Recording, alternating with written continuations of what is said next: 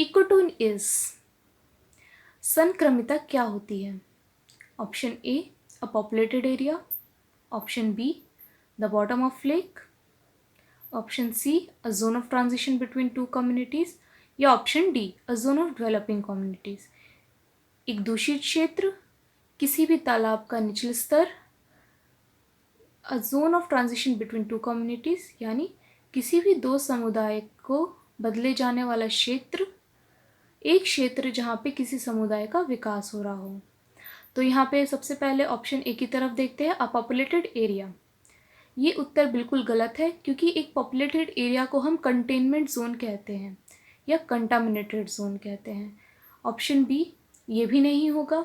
The bottom of lake, किसी भी जलाशय के निचले स्तर को हम बेंथोस कहते हैं। तो यहाँ पे सही उत्तर होगा option C, ecotone is a zone of transition between two communities.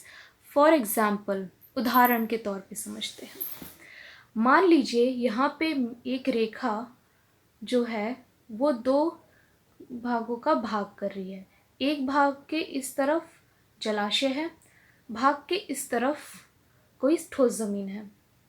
तो और जो इनका जो भाग कर रही है जो रेखा, वो एक दलदलीय क्षेत्र है। आगे हम पढ़ेंगे इकोलॉजिकल सक्सेशन में कि किस तरह से किसी जलाशय का जो बदलाव है वो पहले एक दलदल क्षेत्र में होता है, फिर उसके बाद उसका बदलाव एक नरम ज़मीन, और फिर नरम ज़मीन से वो ठोस ज़मीन बनता है। इस प्रक्रिया को होने के लिए सालों वर्ष की अवधि लग जाती है।